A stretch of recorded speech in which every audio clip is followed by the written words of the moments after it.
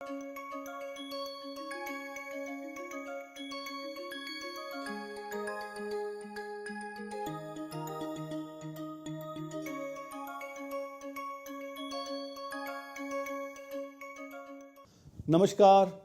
I'm Professor Devdeep Purkayastha from IIT Bombay, and I welcome you to my course, Business Fundamental for Entrepreneurs. This is a module by Professor Sankalp Pratap, who will talk to you about the magic of great teams, winning teams. As background, Professor Sankalp received his PhD and MBA from IIM Calcutta, and he did his BTech from Marine Engineering and Research Institute, Kolkata as well. He worked across several organizations, including the Merchant Navy and the Tata Group, for almost a decade. After his corporate and naval career, he moved to academia and was a faculty member at IIM Tiruchirappalli and IIT Jodhpur for over 7 years. Currently, he's a full-time professor at IIT Bombay, DS School of Entrepreneurship. So over to Professor Sankalp. Welcome, aspiring and existing entrepreneurs. I am Professor Sankalp Pratap from IIT Bombay, and the topic for today is the magic of winning teams. But which team are we talking about? For an entrepreneur, the idea of a team is not static. It keeps changing across the entrepreneurial journey. To begin with, an entrepreneur finds a few other aspiring entrepreneurs and finds what is called the co-founding team. And that team continues to work very hard, day and night, over a long period of time, typically 6 months to 1.5 years, before it gets any traction from the market in terms of an angel investor or certain other friends who are ready to support them or certain family members who are ready to support them. And that is when they expand and hire their first 10 to 30 team members. And that is the initial team that works towards certain experiments with the market to create products or services which can be adopted by the market. Once they reach what is called the product market fit, that is when they get further funds from organized institutional investors and are able to hire much larger number of skilled workforce to expand and scale up. In today's session, we are going to cover the first two concepts of team for an entrepreneur. That is the founding team and the initial team. This is so because it is in the initial 2 to 3 years that the entrepreneurial game for a set of entrepreneurs is either won or lost.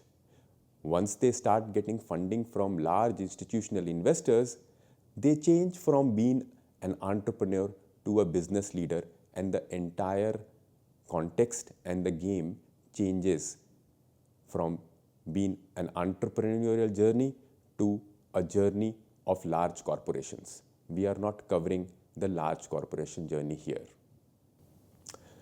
The content for the session is, as I said, the founding team formation and the initial team formation.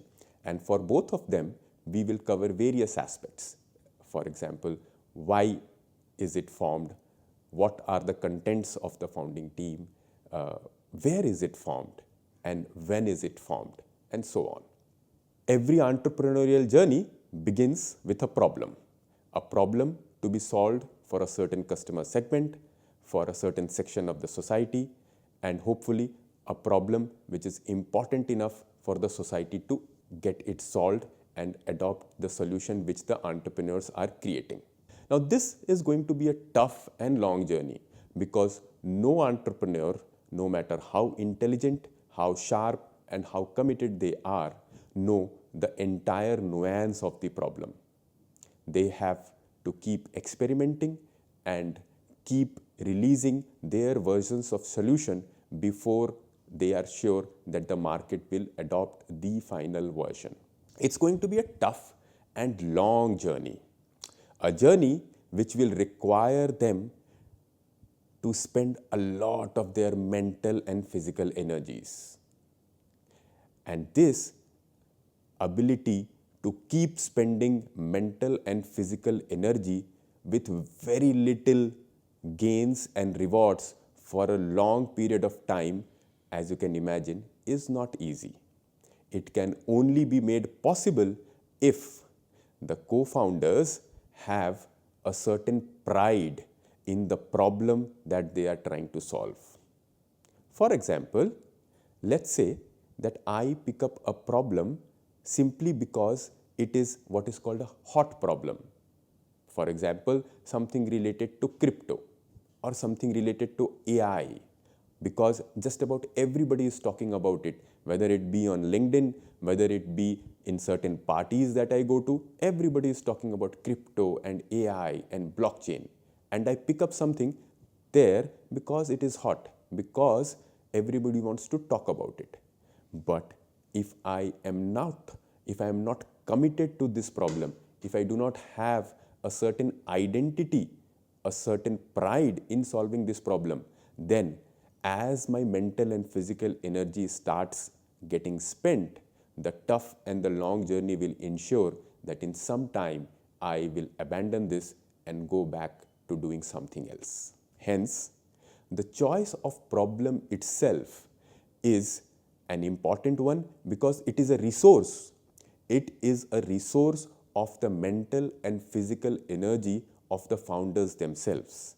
Hence, to begin with, choice of the problem is paramount for an entrepreneur.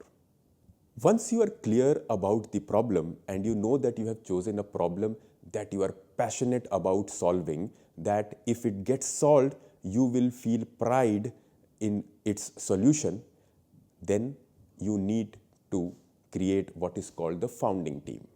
Here I have taken a hypothetical example of a founding team with 2 members. Typically, a founding team is of anything between 2 to 4 members who come together to try and attack a problem they are equally passionate about. Now, as different people come together, the initial team has access to different skill sets. And those skill sets are skill sets of the members who have come together. So, in our hypothetical example, there is a person A and a person B, the 2 co-founders of the hypothetical organization that is getting formed. Now, there are 2 possibilities, and they have been depicted on the slide by 2 Venn diagrams.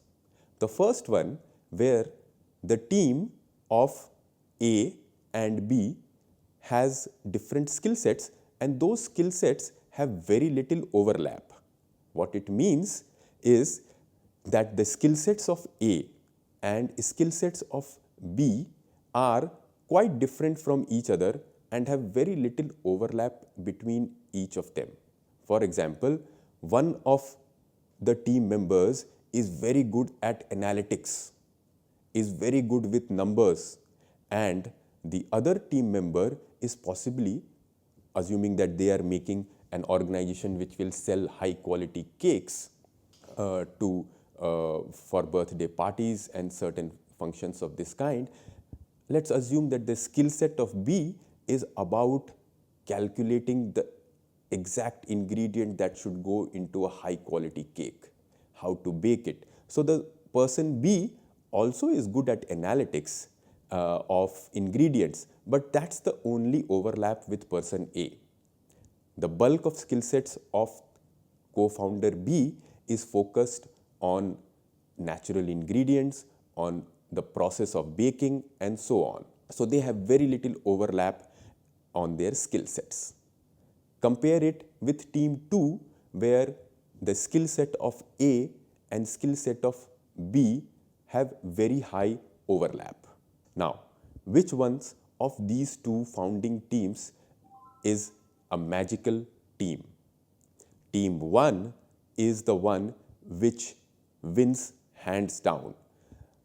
They have very high level of complementarity, as it is called, between A and B, which means that this initial team, which has very little resource in the initial period, the only resource that a new venture has is its own founding team members and their skill sets, their energies and their skill sets.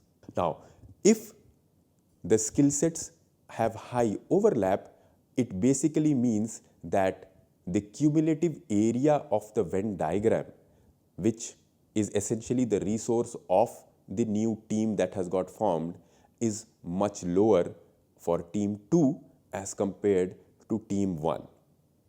And that is why the chances of team 1 to win this game is much higher than the chances of team 2 to win the game, because team 1 has much higher resources at its command than team 2. Now, where do you find co-founders with different skill sets, with complementary skill sets? It has been found by research that broadly there are two kinds of places where you can find your co-founders. One is serendipitous and the other is a goal-directed arena. Now, what are these two kinds of arena? Serendipitous arenas are those where you find a co-founder by chance. Serendipity is nothing but chance.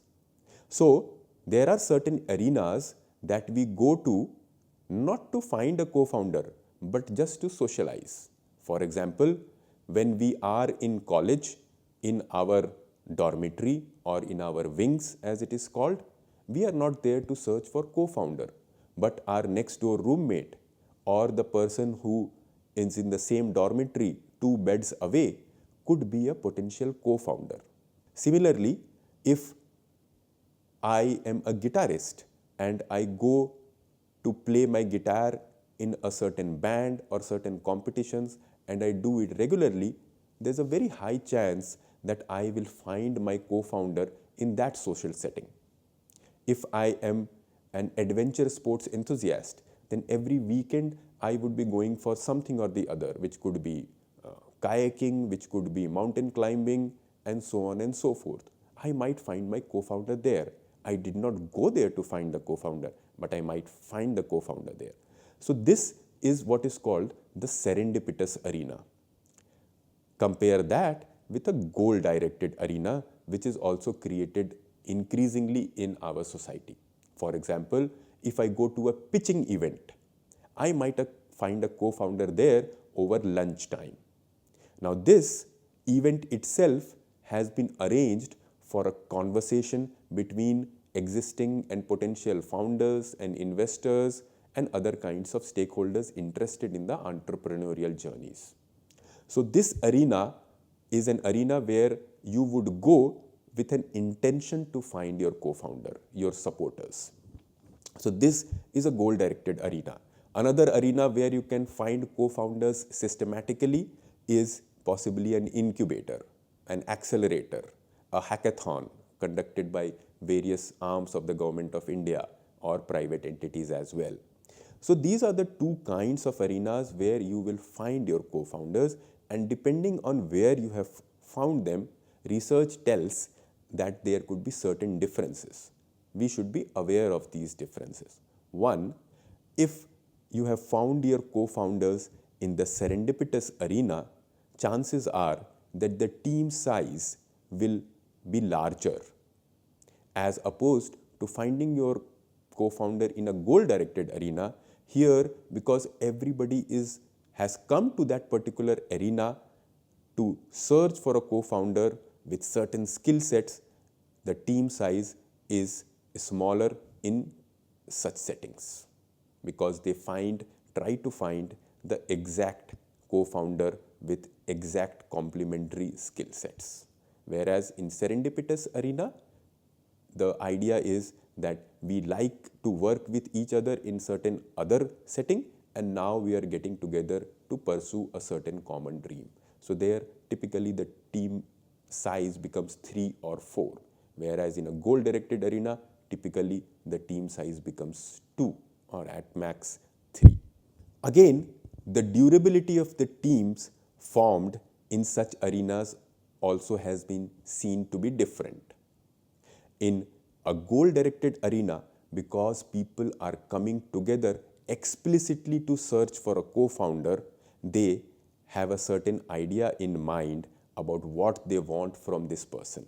They have no other affection or relation with this person other than trying to find a co-founder. Hence, in relative terms, the durability of the teams formed in goal-directed arena is a little lower than the durability of teams formed in serendipitous arenas. Now, because the durability of the team itself is something which is important to take note of, because we never know whether a certain team member will be able to withstand the pressure of a tough and long journey that we talked about initially. Hence, it is advised that every new team should finalize what is called a vesting process for itself, for the energies to continue to operate, for new energy to come into team in case somebody decides to move on and move away. For all of that, you have what is called a vesting process. In a vesting process, the shares of the team of the new organization being formed is not distributed immediately to the co-founders. For example, if there are two team members who have come together from a goal-directed arena and have founded a new venture, you should not distribute 50% to the two team members and become equal owners of the organization, even if it is agreed that the two co-founders are going to be equal owners of the company. The ownership has to be given in phases over a period of time based on their ability to stick around and do the work that they had promised when they came together. So typically, in the first 12 to 18 months, no share is given to the two co-founders.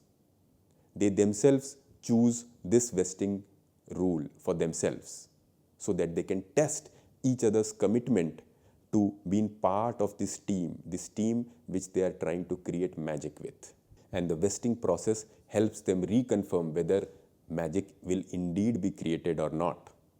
So after a period of 1.5 years, typically, over another 2 to 3 years, ownership is accorded to each co-founder as they stick around and make this new venture part of their life, part of their identity. So the vesting process checks and rechecks the commitment of the co-founders, and through this process, it increases the chances of survival of the new venture, which, as we began with saying, is a very tough journey to undertake.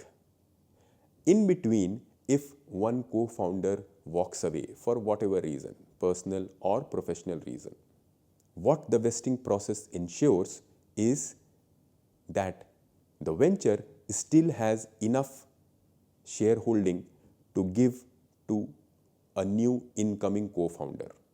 Imagine if the two co-founders had agreed that they would distribute 50% to each of them at the beginning, the person moving away would have had 50%, and that would have been practically the end of this new venture. Hence, the vesting process is a well-accepted formula to ensure that teams continue creating magic either with the founders who came together in the beginning or with new co-founders who come in, and the shareholding acts as the fuel to keep giving them the energy to move forward and solve the tough problem. We now move to the next phase of the entrepreneurial journey, which is the initial team formation. Now, how do you form an initial team that can continue to take forward the journey that the co-founders began with? After a certain period of time, the co-founders, 2 to 3 or 4 of them, do not have the bandwidth to do it on their own. They need more working hands. They need more partners who can collaborate with them, who can work with them hand in hand and take the company forward. For that, they need to hire people. But why would somebody come and join a new venture which has possibly not sold a single unit, which has possibly not made any money, which has a very questionable future, a very uncertain future? Why would somebody come and start working in an organization like this? The answer to that is a long-term vision of the new venture. A vision which acts as a resource in attracting people to this fledgling organization.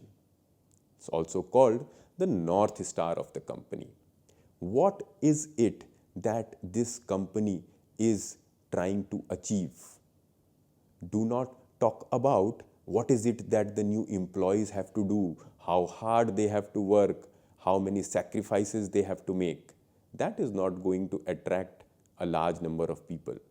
What is going to attract a large number of people to come and become part of your initial team is whether the vision that you have articulated, the North Star that you have painted, whether that is attractive enough for people to come and join hands with you. If your vision is articulated sharply, if your vision is articulated clearly, it will attract a certain kind of workforce. Not only will it attract a certain kind of workforce, once they come in, it will also act as a binding force, because everybody has come in the organization looking at the North Star that you had painted, the vision that you had articulated. So that is how you begin attracting high quality people into an organization which at the point in time when people come in has nothing much to offer to them. But when you have articulated a strong vision and you start getting a large number of applications for people to come in, you also need to be careful. You need to be careful that you hire the right kind of people. Now, who are these right kind of people?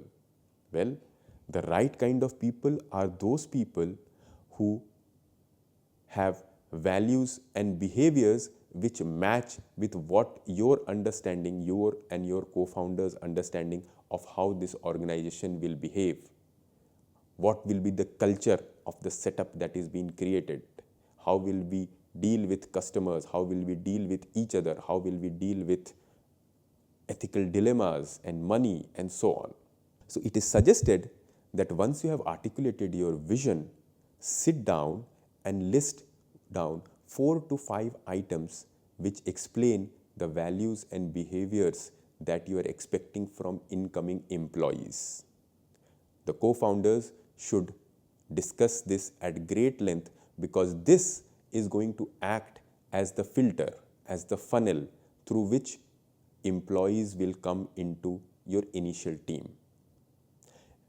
Research has found that values and behaviors which are articulated with external stakeholders in mind, for example, the customers in mind, for example, your distributor, your retailer in mind, those kind of values and behaviors have been found to work better for new ventures rather than only those values and behaviors which talk about what will happen inside the organization. So a good combination of externally focused values and behaviors and internally focused values and behaviors, but with greater emphasis on externally focused values and behaviors, is suggested as you list down these 4 to 5 items through which every potential employee will have to pass through and act as a filter for hiring.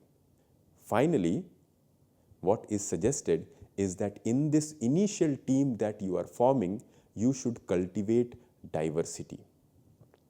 Why should you cultivate diversity when you already have a clear vision and you are solving a known problem?